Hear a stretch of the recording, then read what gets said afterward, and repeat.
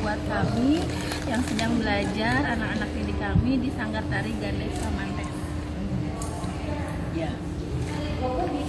Para anggota Sanggar Gandes Pamantes, saya berpesan agar jangan berhenti mencintai dan mendalami seni tradisi kita.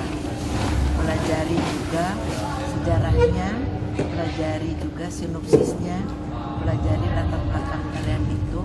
Selain mempelajari dengan teliti teknik-teknik gerak tarinya, lalu kemudian juga perwatakannya dan bagaimana cara mengungkapkan tarian itu untuk bisa tampil sesuai dengan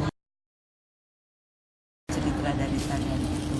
Jangan bosan mencintai kesenian tradisi kita, karena hanya kita yang memiliki kesenian itu, dan itu adalah jati diri kita sendiri sebagai orang Indonesia, sebagai orang Jawa Barat, sebagai orang Bogor. Terima kasih. Assalamualaikum warahmatullahi wabarakatuh.